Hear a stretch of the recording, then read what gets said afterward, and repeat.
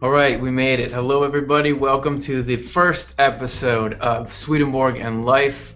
First of all, my name is Curtis Childs, and I'm with the Swedenborg Foundation.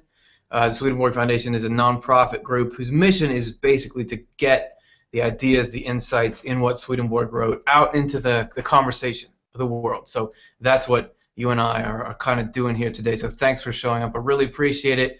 I said the show is called Swedenborg and Life, and it's going to be a discussion of some things that Swedenborg wrote, or a discussion that's kind of formed by some things Swedenborg wrote, but really it's about life. I mean, we're not going to be talking about Swedenborg as a person. We're going to be talking about things that really matter to all of us. You know, life after death. Where do we go? What happens? What is the nature of the deeper realities? So that's kind of part of why we called it that. And the group itself serves a couple of functions. One is to try to get a sort of a group discussion of spiritual topics, currently life after death, and that will be through you guys being able to comment and have some input into what we're doing here. And then also, it's a bit of a reading assist group for Swedenborg. We're going to be reading this book, which is, you can see there, Our Life After Death. And Swedenborg can be difficult to read. If you don't know who Swedenborg is, I guess I better back up and give you some of that.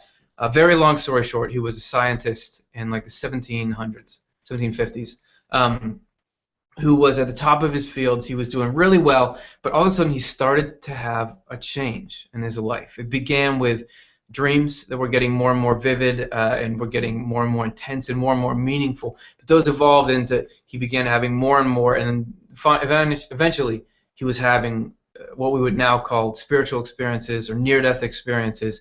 And he began having these consistently day after day, and it completely changed his life. He saw the other side. He saw angels and spirits and what makes us who we are, learned about God and life after death, all this kind of stuff. And so from there on out, his career totally, took a left turn, and he began publishing about all this stuff that he learned. And it's probably one of the most extensive recordings of spiritual experiences ever had. So it's obviously of interest to anybody who's got any kind of need to know, or you're looking for something in that direction. But reading Swedenborg is not always easy. There's the time gap. He was writing a couple hundred years ago, but also because of the newness of the nature of what he's describing, he'll use words and phrases in ways that we're not accustomed to. He's got this whole world that he wrote like 27 books on life after death, and these were long books. Or not just life after death, on everything. These are long books, big things. So it can get hard to get in there without knowing the whole thing. It's hard to, what's he talking about here, what's he talking about there. Even people who know him pretty well can still get lost on things. So we're kind of going to look through the text together, and that will provide a framework. It doesn't have to be all about Swedenborg. Oh, by the way, you can download this book to read if you want. The Swedenborg Foundation is offering it for free as a PDF or as an ebook. You just go to this link here if you want to type that in, or wherever you're watching. If you're watching on YouTube, just look at the description there, or if you're watching on Facebook, just look at the description there. We put this link into both of those. And let's see. So you can get that. Oh, and what we're going to do is walk through it together and take a look, because there's so many things that you've got to know other parts of Swedenborg to understand the parts of Swedenborg that we're going through and all that stuff. So it's going to be a good journey, and it's a good jumping off point for even if you don't agree with everything Swedenborg is reporting. It's just one man's reports. That's fine, but it's just, I found it's a good way to start discussion and to get people thinking. And it's always just, I find, interesting to hear, what do people say? What are people saying they've been through? What do they say is on the other side? You take it, you weigh it, see how it feels, and hopefully, you guys can comment and ask questions and see what's important to you. So there we are. Yeah, the how-tos. If you're watching it on youtube.com/offtheLeftEye, just write comments below the video like you'd comment on any other video. We'll look at those. We'll try to get them up on screen here so that we can answer your questions live during the show. Facebook, you probably have to click through the link to get to YouTube. If you don't have a YouTube account, go back to the Facebook page where you click the link and leave comments there, and we'll get to them. And we'll try to, or questions, or whatever's on your mind, and we'll try to address it. So I would say now, I've given a pretty good sized intro. Let's look at the text itself.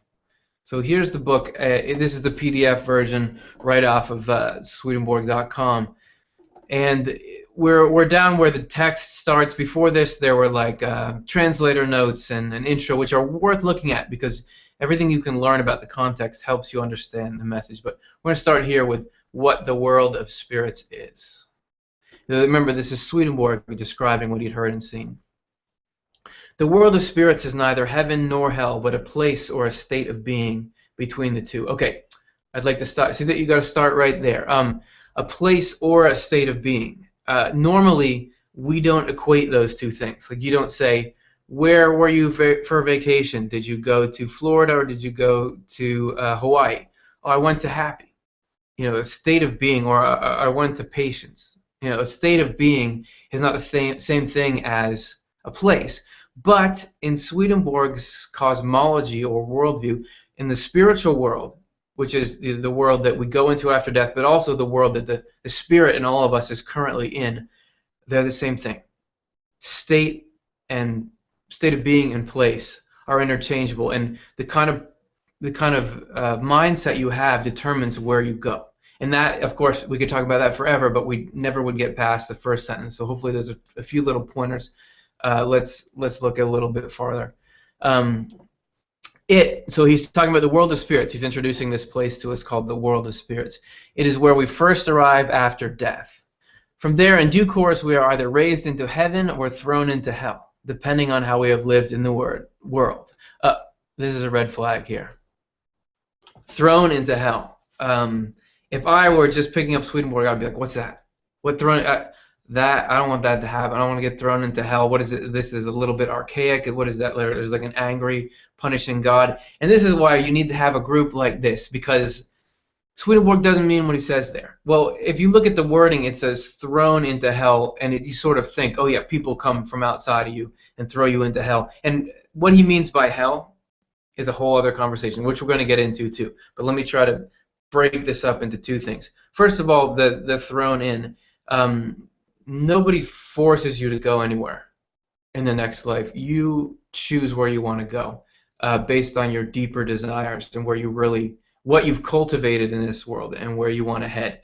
So I'm going to actually, it's from this same book, Our Life After Death. This little guy is a subsection of Heaven and Hell, which is one of his bigger, or his most popular book. It's not actually one of his bigger books physically or a number of pages, but this is a piece of that. Because we're trying to make it easier to read. And in Heaven and Hell, in another place, he talks about this being thrown into hell and how it's not actually that at all. So I'm going to read from Heaven and Hell to give you guys a little speed on that. So this is just shorthand for Heaven and Hell 548. All of his books have these little paragraph numbers, which makes it easier to navigate because there's so much material. He says, when we arrive in the other life, we are first taken up by angels who do everything for us and also tell us about the Lord, heaven. The Lord is his term for God, an angelic life, and offer us lessons in what is good and true. So it sounds like a good start. However, if we are the kind of people, I better keep reading that actually. However, if we are the kind of people who have been familiar with things like this in the world, but have denied or rejected them at heart, then after some conversation, we want to get away from them and try to leave. So nobody's telling you have to get away from this. If you're there and you're saying, this is boring, this is lame, I want out of here. We can see from this that the Lord is leading every spirit, but when he says spirit, he means person. I mean, that's us, our spirit. When we go into the next life, we just don't have a physical body. We're in spirit form, which we'll talk about more later. There's so much to talk about. Every spirit toward himself through angels and through an inflow from heaven. But that spirits who are absorbed in evil resist strenuously and virtually tear themselves away from the Lord. They are drawn by their evil as though it were a rope. And because they are drawn and want to follow because of their love of evil, it follows that they freely cast themselves into hell.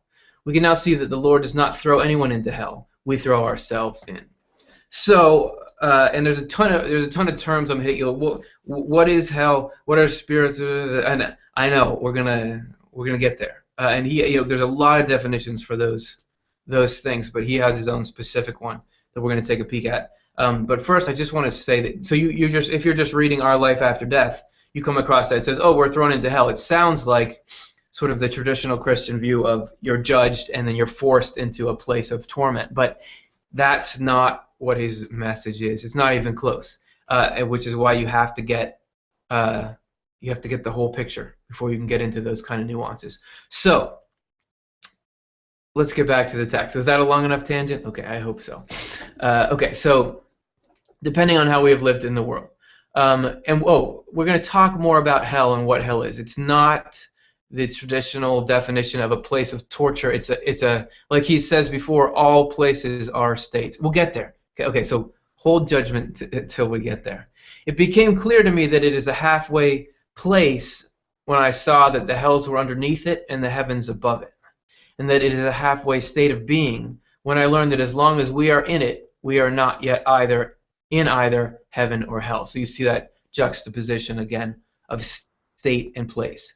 In the following pages where I say spirits, I mean people in the world of spirits, while by angels, I mean people in heaven. And you see here his people, so it's all people. And in his view, there's nobody who was created as like has always been in the afterlife. Just like there's nobody on earth who's an adult but has never been a kid or an adult. Everybody's gone through the same process. And when you get to the other side, you can be called a spirit if you're still in the place/state of the world of spirits, which we'll talk about that more. I feel everything, this is why you have to have this group, because everything needs to be explained further and further and further. And I'll try to do my best to confuse you as much as I can. So if you're in the state, in the place, which is the world of spirits, you're called a spirit. If you get to the state and place, which is called heaven, then you're called an angel. But it's all about what's going on inside of you, and consequently where that puts you outside in the afterlife. Anyway, too much. So that's just a little bit of what we're going to get into, but trust me, it's going to be okay. We're going to look at it more.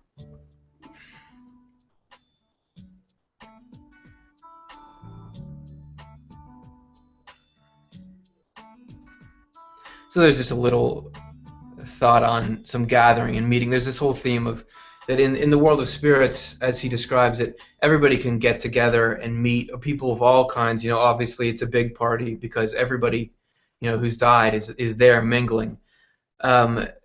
So what would that? So we talk about it in theory, and what would it be like? You know, what would that gathering actually be? Let's take a look at what he says a little bit about it. There's a vast number of people in the world of spirits, because that is where everyone is first gathered and where everyone is examined and prepared. There is no fixed limit to our stay there. Some people barely enter it and are promptly either taken up into heaven or thrown down into hell. But, as we said, thrown down meaning you say, that's exactly where I want to go. You can't hold me back. And trust me that is what he's talking about. We'll get into it. I always say we'll get into it more because we will, if not in this episode, in other ones. Some stay there for only a few weeks, others for a number of years, though not more than 30. And it's got to be some kind of approximation because, as he says later, time doesn't really exist there in the same way that it does here. The variations in the length of our stay occur because of the correspondence or lack of correspondence between our deeper and outer natures. So this word here, correspondence, you're probably familiar with that word, but maybe not in the context. If you get into Swedenborg with any kind of seriousness, or you're covering any amount of ground, you're going to see that word correspondence come up a ton. And it means different things than correspondence can be like a written thing, you know, but he's using it for something different there. In this particular case, he's saying, oh, we hang out in the world of spirits until we get correspondence between our outer or inner natures. And so what he means there is we have an outer and an inner self. And I think that colloquially we would describe that as sort of the face we put up, you know, who we want people to see us as and who we really are. You know, obviously you can have somebody who seems like a really friendly person who's trying to sell you something, really genuinely cares about you, and then they leave and you find out you got scammed, right? It's not always apparent. And we can act like we're one thing and be another. And as long as we have that sort of dual existence, we don't we're not ready to go to where we truly will be at home. So what he's saying is in that first place we all go after death in the world of spirits. That's where we're bringing our inner and outer nature into harmony. I want to talk more about it, but we got to keep moving because we got things to get through. Okay, so we'll go on. He says, in the following pages, I will be explaining just how we are prepared and led from one state of being into another. After we die, just as soon as we arrive in the world of spirits, we are carefully sorted out by the Lord. Evil people are immediately connected with the hellish community their ruling love had affiliated with them in the world, and good people are immediately connected with the heavenly community their love and kindness and faith had affiliated with them in the world. So this whole what is he talking about? And I'll try to shed a little light on it. Maybe you guys get it, but I find it, I've found it for a long time confusing, but now I'm starting to understand it. He says that, okay, so we have a body and a spirit, right? Now, this is not an after-death thing. We currently have a body and a spirit, and our body is somewhere. I'm in this room broadcasting over the computer. You're in your house or on the train or something with your phone seeing this, right? So our bodies are in a place. Our spirits are also in a place, he says, and that our spirits are in communities now in the afterlife, associated with people who are like us there. When we are getting good thoughts and feelings, like urges to be altruistic, to be ethical, to be compassionate, that's actually our spirit communicating in whatever, I don't know the exact manner of it, but with a heavenly or a good, kind community. And when we get those ego kind of things, those urges like, oh, you get revenge, get yours without thinking about the consequences, that's coming out from a negative or hellish community. And so that we are actually aligning ourselves with these afterlife communities based on what we act on. And so he's saying in the text that we remain connected to those communities after we die because that's who we've kind of got in with. Okay, so let's get back here. I'll unselect that giant thing. Even though we are sorted out in this way, we are still together in that world and can talk to anyone we want to. Sorry, I gotta stop right here. So he says, everybody's sorted out and connected to the communities that they were with.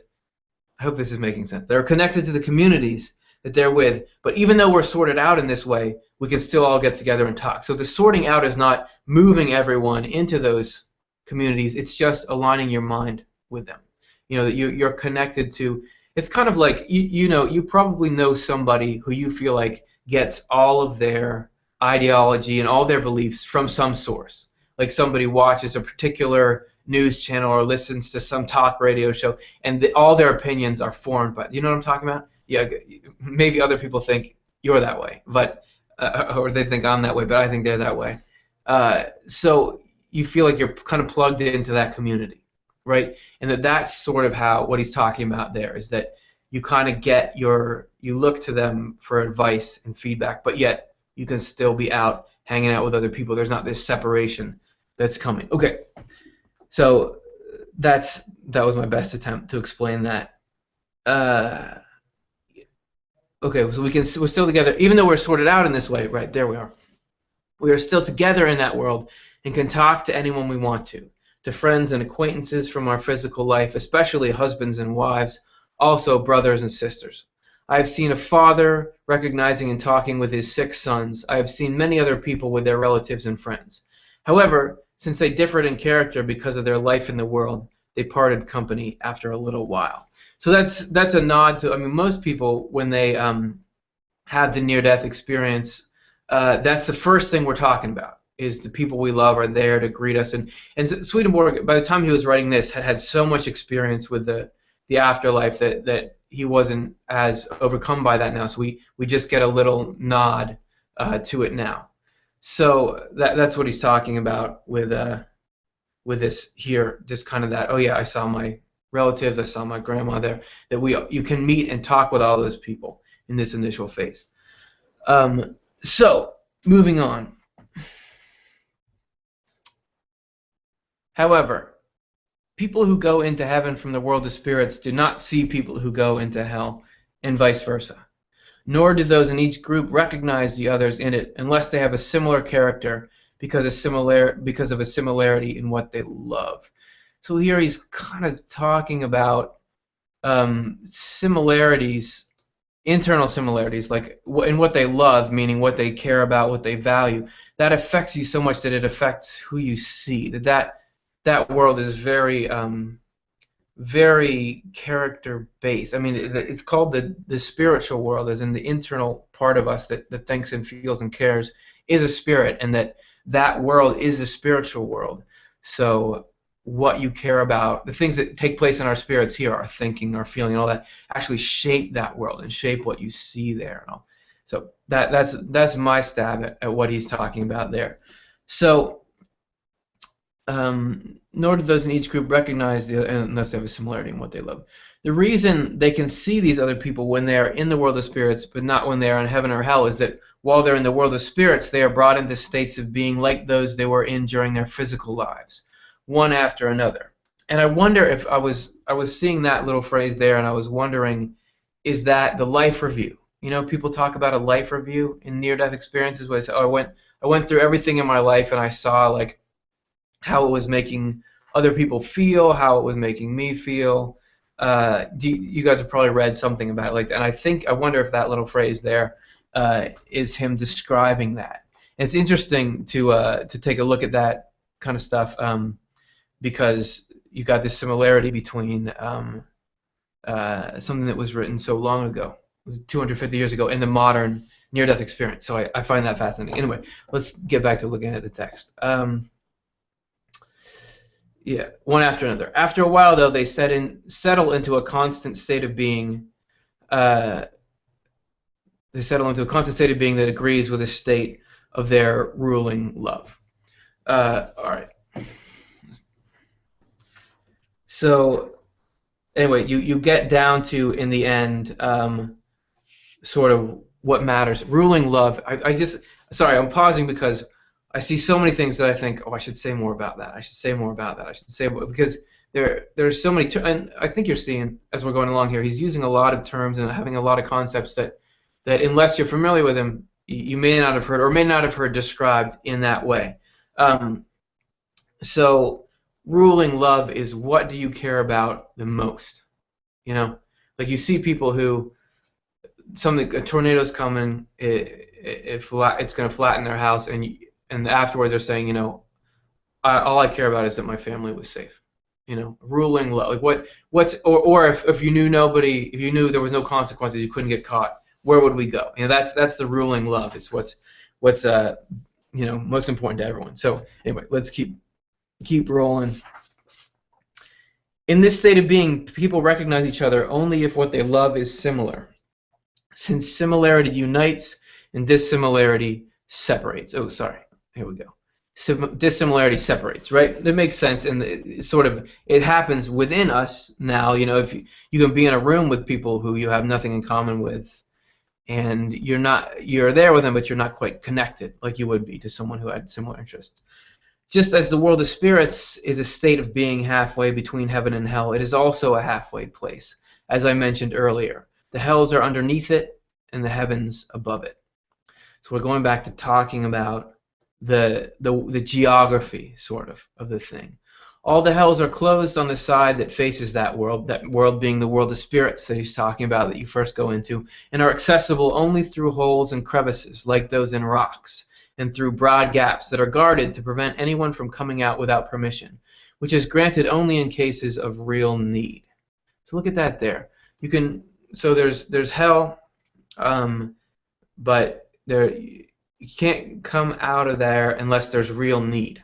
And what real need are we talking about? And I think that Swedenborg talks a lot about usefulness, or performing some function to serve the whole, and that everyone in the afterlife, as we are in this life to an extent with division of labor, we're focused on some goal. You know, you go to a job and you try to help society in that way, or you're raising a child and you're helping society in that way. Whatever you're doing is a function you're performing on the world, and that in the afterlife that just increases. Like everybody can do something special that other people can't do, and that even people, so the people who are in this state of mind that's called hell, which is essentially, as he describes it, being completely negatively self-centered, and wanting only caring about yourself, and to the point where you want everything that belongs to other people, you want to take it from them, and you want the power, essentially power over other people. So even if you're in that state of mind,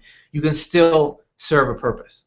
You can still help the greater good, even if it's not necessarily what you want, but you can still, even if you're sort of tricked into it, you can be performing some function that's this. Okay, you can come out, you can come this way, but you're on work release or something like that here.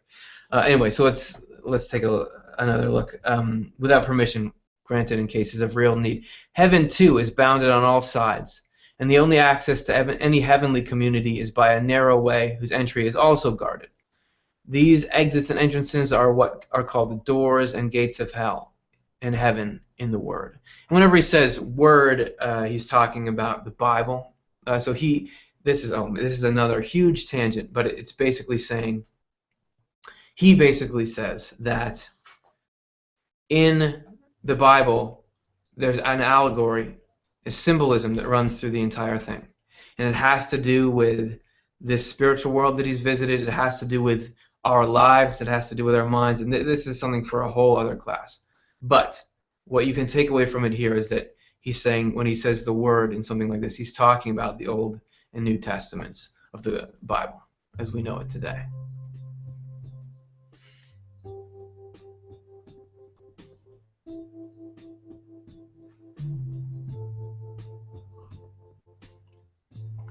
The world of spirits looks like a valley surrounded by mountains and cliffs, with glens and rising ground here and there.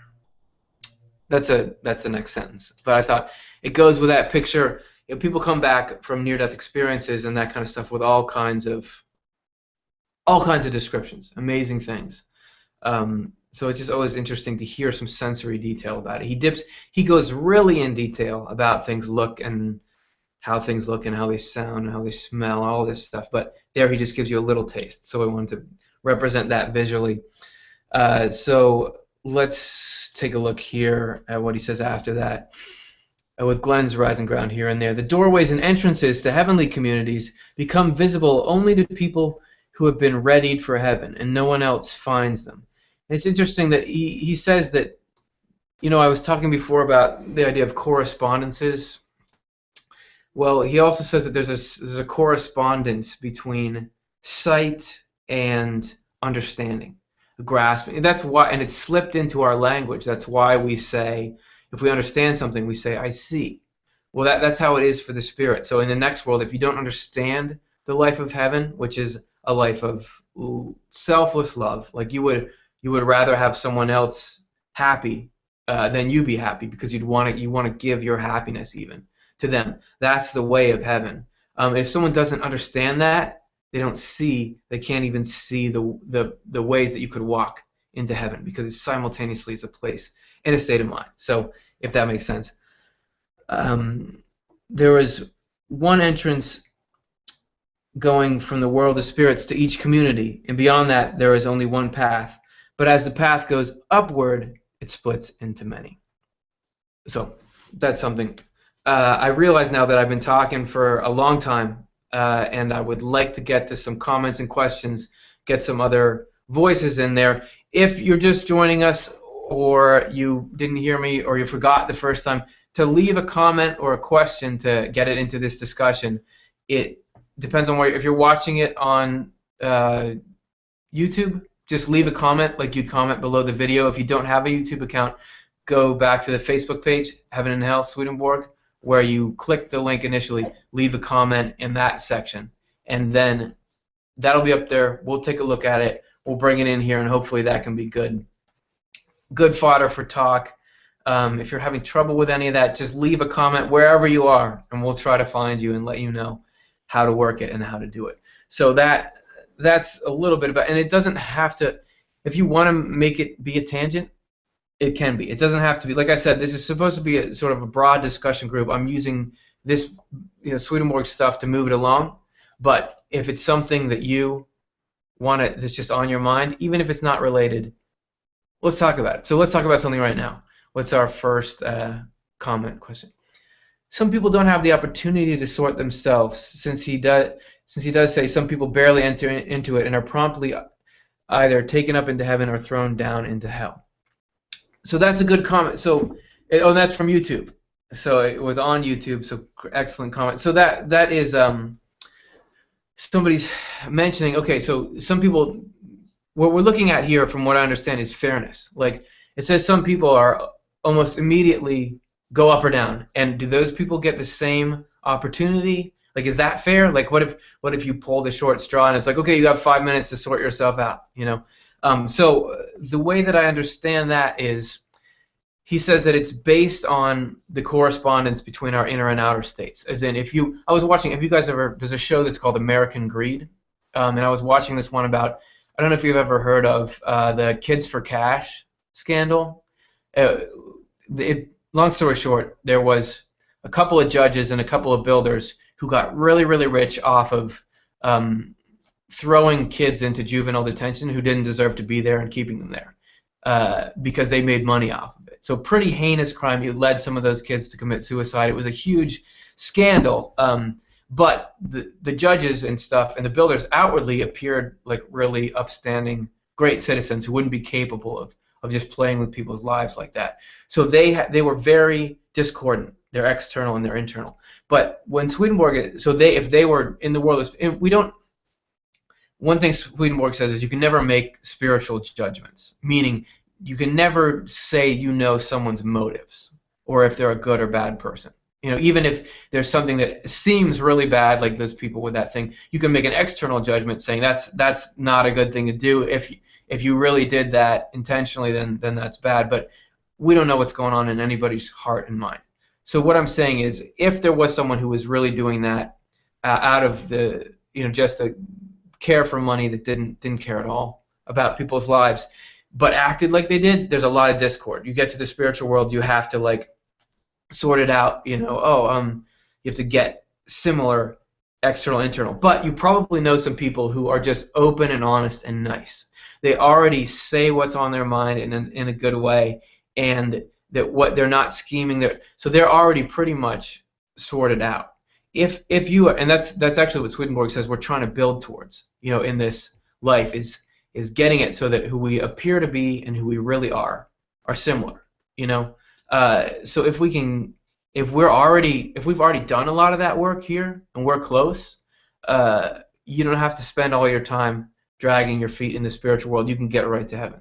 If you already have made major choices. So that's what he's talking about there. It's not just some people get less time to figure it out. I hope that makes sense. We got more comments, so let's take a look at the next one. From YouTube, the virtuality of the spiritual world being here and now is so correspondential, as a Swedenborg word, or sometimes, to the virtual world of this broadcast to like-minded individuals. So we're bringing heaven on earth now. Good. Well, I'm glad that you feel like there's a little something heavenly about that. But it does bring up this good point that back when Swedenborg was writing, there was nothing that paralleled the internet in any sense of the word. There's some mail that you could send slowly. But however, since then, we've had this thing evolve where we can talk instantaneously based on interest. You found this because you were interested in this kind of thing. Which is, in a lot of ways, and I could go on a huge tangent about that as well, a lot of ways it's similar. The spiritual world that Swedenborg describes is similar to the web. So it's an interesting, and is that if there really is a spiritual world like that, is that it sort of manifesting itself, making, that as in heaven, so upon the earth, right? Is it making it so that we have similar things here? All right, we'll get to one more comment before we get back to the text. So it seems as if similar to how we are here on earth, and that we gravitate to where the love of our being takes us. So yeah, so there is some of that here. I mean, you do find people, there are people who go certain places because of the culture there. You have like even in the United States, you have like the West Coast, California is generally liberal. There's like the Bible Belt where there's a lot of Christianity. There are kind of areas that have certain kinds of people in them, and people do gravitate, or even locally. You move into town, you want to look up, oh, where are the groups of people that are like me? And in the spiritual world, that is just at a whole new level, to the point where he actually says thought brings presence. So if you're thinking about someone and they're favorably thinking of you, you guys will appear in the same room. Kind of like the web and how you can do the same thing through Skype now, but you couldn't back in the day. All right, excellent questions and comments, or I guess those are comments. Let's get back to the text and move on, and we'll have more of those as we go forward. All right, so we were here. This is talking a little bit about hell, and hell is going to be a sticking point because it's a nasty idea, and there's also been a much more nasty idea sort of propagated throughout the world, which is this idea of hell as this place of torture. Swedenborg's can appear a little similar, but it's an entirely different phenomenon. And I'll try to show you what I mean. So the doorways and gates to the hells, he calls them the hells instead of hell, because there are many different. Nobody's spot in the life after death is exactly the same. Are visible only to the people who are about to enter them. The gates open for them, and then they can see dark, sooty-looking caves slanting downwards into the depths, where there are still more gates. Rank, foul stenches breathe out from them. Good spirits flee from these odors because they are repelled by them, but evil spirits are drawn toward them because they find them enjoyable. And if you look at that sums it up, that you don't have, when he says evil spirits, he means people who love evil. And by evil, killing, stealing, harming intentionally. You can grow to love that. I mean, you just watch, A&E, or what are the channel Bio that has like all these murder shows on it, and you see like people who become serial killers or something. That's the highlight of their life, is doing that kind of. So and Swedenborg says that in the afterlife, if you grow to love something filthy like that, like killing or stealing or hurting in some way, you actually love all kinds of filthy things, including these smells that come out, and your average person is gonna, oh, that's disgusting. But if you love it, you're like, that's exactly where I want to be. Good spirits flee from these odors because they are repelled by them, but evil spirits are drawn toward them. They find them enjoyable. In fact, just as we enjoy our own evil in this world, we find enjoyment after death in the stench that corresponds to our evil, or that embodies it. So that's what I was just saying. This can be compared to the enjoyment shown by carrion birds and beasts, such as crows and wolves and pigs, which fly or run towards rotting corpses as soon as they get wind of them.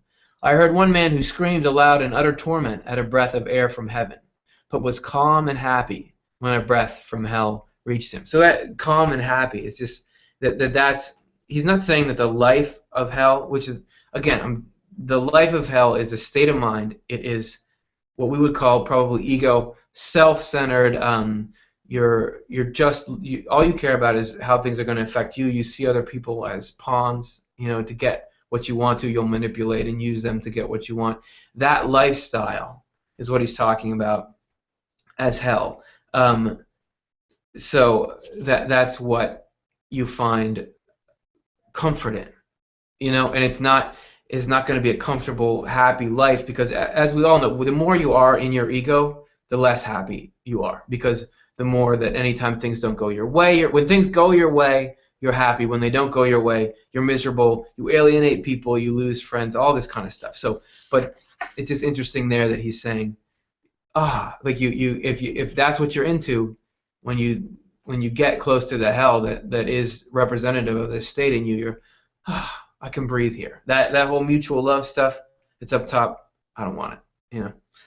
Anyway, so that's that, and I want to talk a little bit about what we just showed for a second there, which is the two doors in each of us.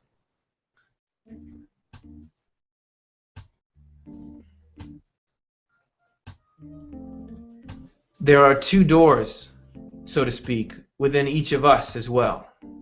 One facing hell and open to evil and false things from there. The other facing heaven and open to good and true things from there. So one of the biggest, or one of the most essential, prominent messages in Swedenborg is this idea of what the subconscious is. The collective unconscious. Where do thoughts and feelings come from? And here he's saying that not literally, but we sort of have an input for heaven and an input from hell into both of us. And you can kind of see that in your day-to-day. You'll get perfectly lovely thoughts about other people, about what you should do, and you'll get really nasty ones. And so he's saying we have these two doors, and we can choose what we open.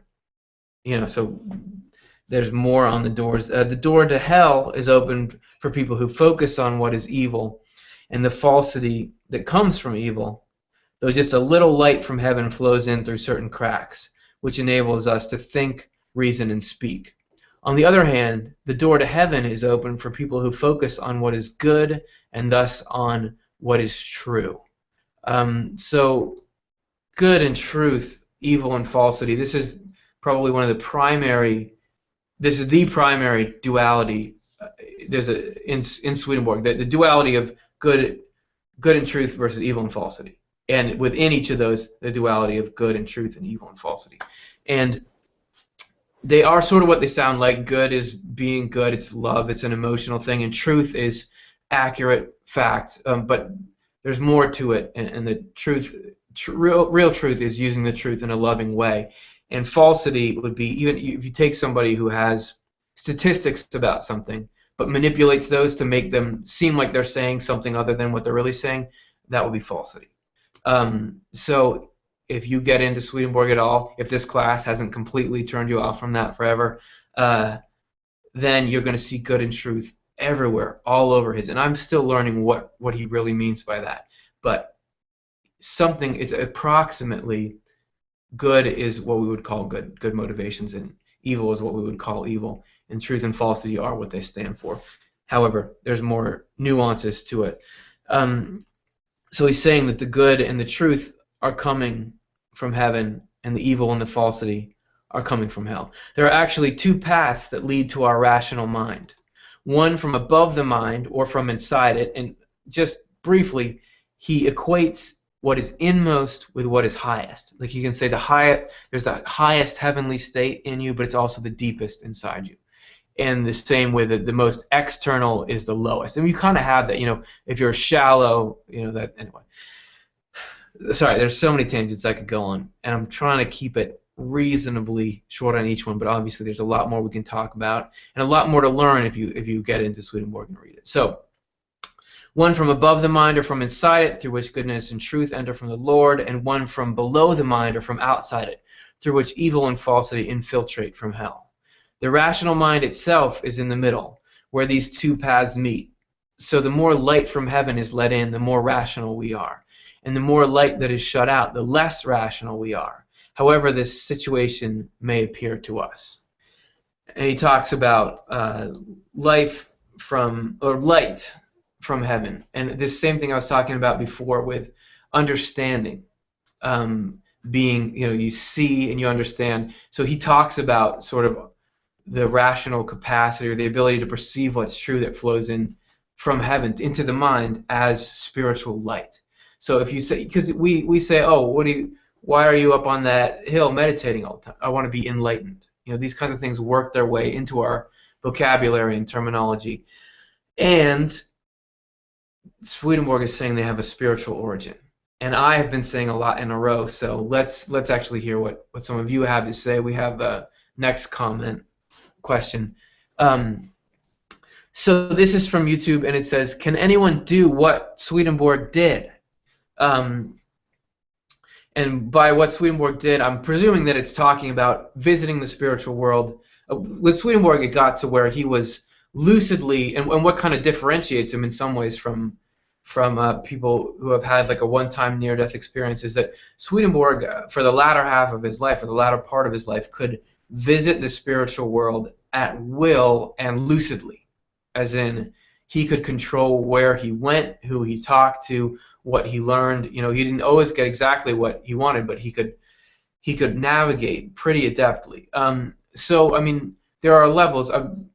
Swedenborg says that people were meant to live in both worlds at the same time. There was meant to be open communication between the worlds. And actually, way back in the day, with the earliest people, as he called them, um, back when we're just figuring out how long ago that was based on digging up fossils and studying biology. And how long ago were the first humans living? I don't know. He doesn't comment on that, but he says that the earliest people, and you could sort of still see this in some indigenous cultures around the world, they had open contact with the spiritual world. As in now it's like, okay, I lost somebody I care about, but I can't hear from them or see them.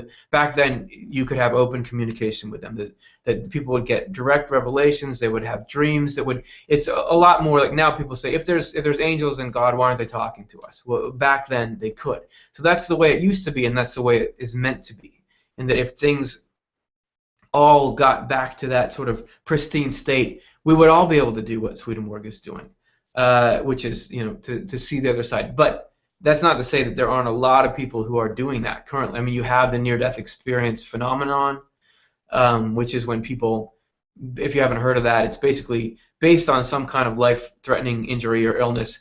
You leave your body, you have this experience. There are some themes that run through them all, but you see another reality, and you come back and you're moved. So people are having those. I mean, millions of people. They're thinking that it's even something huge, like 5% of the U.S. population, just measuring the U.S. Like some huge number has had a near-death experience. But there's also all these other spiritual experiences. People will see things, and some people that I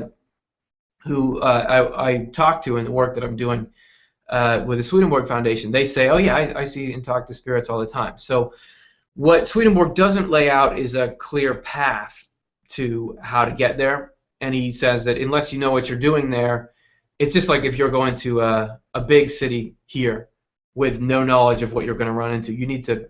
It's not all rosy there. So, but what he doesn't say is how to get there. Although he does sort of lay out this whole plan for how to, do spiritual growth. Become a more and more in tune, loving person, and that can actually get you more prepared for that way to open. As for what mechanisms that would be to actually get that to happen and how you do it, I don't know, but I bet there are many people who have thoughts on that. If you guys want to add your comments on either the Heaven and Hell page or the YouTube page about that, go ahead. You can be answering each other's questions too, because you may know more about it than me. I'm just facilitating this discussion right now. Okay, so there's my best answer on that, and we have another one, and this one is also from YouTube. Oh, this very much relates to it. I may have already exhausted this one. Are there any techniques cited by Swedenborg? So Swedenborg was for how much he wrote, he says very little about how to pursue the path of seeing the spiritual world on his own. He writes a lot, volumes and volumes, about how to grow spiritually. He has this whole thing about repentance, reformation, and regenerate. How to do really well. How to follow this certain path that will align you with everything, that will make you into a loving person, that will make you enjoy life, bring you peace. This kind of stuff. He talks about that a lot, but he doesn't really talk about how to induce a spiritual experience. And maybe, it could be that back in his day it wasn't as doable as it is now. For him, I mean, he definitely did some breathing techniques, and he would meditate, or as he called it, meditating. But I don't know if that was what started it or not. So I don't know if that's very helpful, but I think that's where I am with it right now. And we're going to do one more comment question. It says God loves us so much he lets us have what we love, no matter how perverted. Hell is eternal, self-determined justice. So that's an interesting thought on the nature of hell. And hell is like this, because you kind of have this thing floating around, which is this idea of hell, which is that there's an eternal torture, a place of torture. That if you break a rule or any number of rules or don't say the right thing on earth, you get put there, and the point of it is to cause you pain as revenge for not following the rules right, or something like that. And what this person is alluding to, and what Swedenborg is alluding to, is that hell is a state of mind, that hell is just the natural consequences of loving what is nasty.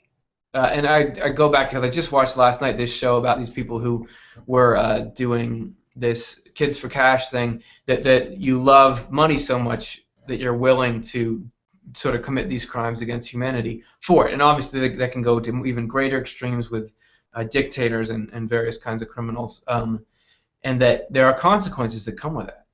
And that's just, it's built into this life, it's built into the next life, and it's kind of you reap what you sow, and it's not, the consequences aren't there to make you suffer. They're to try to get you to stop and to keep you from being able to harm other people, because we don't want to all have to suffer just because you decided that you like to rip people off or something like that. All right, so, and we'll have one more chance to get to questions and comments at the end. So if you have any more, write them up now and we'll get to them. Okay, let's get back into the text. I have mentioned these things so that our correspondence with heaven and hell may be known. And there he's saying correspondence as in our interaction with heaven and hell.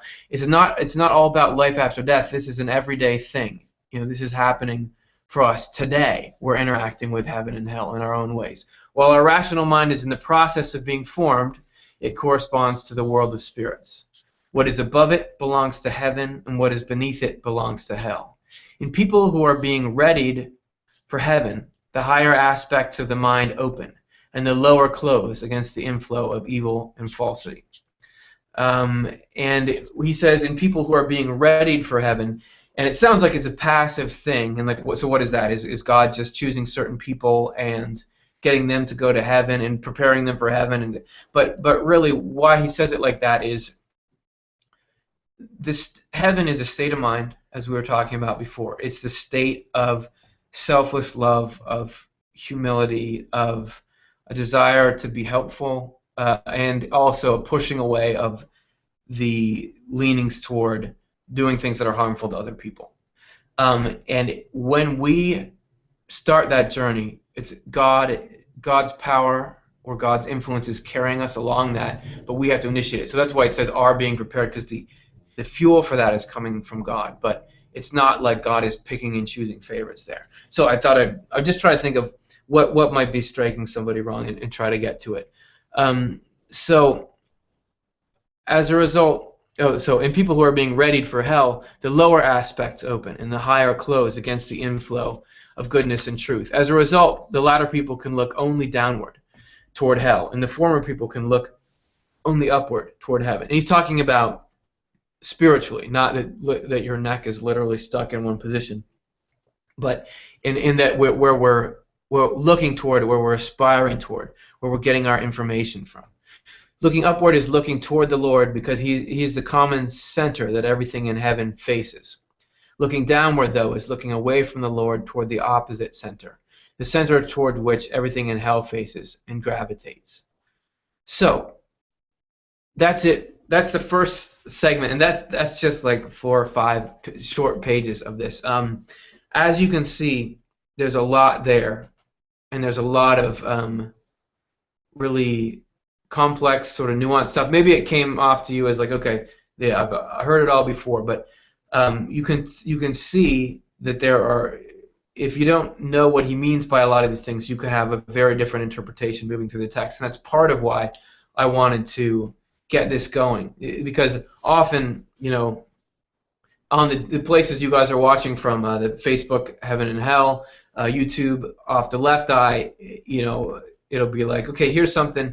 Where did you get this from? Oh, it's from Swedenborg. Here, read this book. But when you actually open up Swedenborg and get into him, you might see something that you might read a few sentences and get a very different impression than what he's actually saying. And I have personally found that once you start to understand what he's trying to say more and more in a greater sense, you see, oh, this is cool. This is cool, and this is loving, and this is fair, and this is good. Um, but you don't always see that when you first come across it. It's got a rough sort of exterior. So I wanted to walk through some of this, and even I'm learning about this kind of stuff all the time, and it's cool to hear what you guys are thinking about it. That said, let's get to our last questions, comments. So let's see, we have another one here. Having an NDE, my experience was whatever I thought was where I went immediately. So that's awesome. NDE, just for you guys, is a short for near-death experience. So this is, I love it when somebody who's had an experience like this talks a little bit about it, because I want to hear. I'm interested. That's part of why I'm interested in Swedenborg. So they're saying that they had this experience. Oh, no, thank you for sharing. Like, I appreciate you putting that out there. They've had this experience, and what they thought about was where they went immediately, and that's very much what Swedenborg reported. He said thought brings presence, and you kind of see this phenomenon within our minds, because the mind is spiritual according to him. So if you're thinking about a person or a place, it's not like, ooh, I'm here in Oklahoma and I want to think about Japan. Okay, it's taking a long time for my thought to get all the way from where I am to Japan. You think about it right away. You think about a person. It doesn't matter how far they are. There's no delay there. And so maybe what this person here who was commenting was experiencing is the instantaneousness of the spirit. And how would that? I mean, that's exciting in a way. Like, oh, I want to go to the beach. You're there. So I'd love to hear more about that. And so anybody who's had any kind of experiences like that, feel free to write in the comments about them, or send us a message or something like that, because it's always cool to hear about that sort of stuff. So I think that's a good stopping place. We made it through our first segment. We heard some cool things from people. Thank you guys for hanging out. So obviously this is our first show. We're getting our bearings. We're figuring out how we want to do this. The purpose is to get thought and conversation around life after death, around spirituality, and give people kind of a way to understand and comprehend Swedenborg. And get in there and see what he's really saying, and look for these parallels and these similarities, because if there's really a truth about the afterlife, about the nature of reality on a deeper level, many people will have seen it from many different angles. There should be these commonalities that we find, so we can actually see a bit of this thing that we're all a part of now and all going to be going towards. So thank you for being with me on this show. Really appreciate it. If you liked it, want to support it, the Swedenborg Foundation is a nonprofit organization, and this show and all the music and lights and technology and work that went into it's all made possible by donations. It's a tax-deductible 501c3. If you're watching it on YouTube or Facebook, there's a link there that you can just click and make a PayPal donation. We actually have a gift from a foundation that will match 5 to 1 right now. So if you just give $5, they'll pitch in 25, and $30 will go towards continuing things like this, but also spreading it, because there's people who might be interested, and that money helps reach that. So thanks for that. All right, we're gonna wrap it up here. It's been really cool hanging out with you guys. We're gonna do this. We're gonna try to do this every Monday. We're gonna work our way through this book, and if we're still having fun at the end of it, we'll choose something else, work our way through there. And if you're watching this in post, like you couldn't get to it live, still feel free to write your comments down, and maybe we can address them next week, or we'll address them with a text response or something like that. All right. It's been really nice to see you. Thanks so much for being a part of it. I hope you enjoyed it, and see you next week.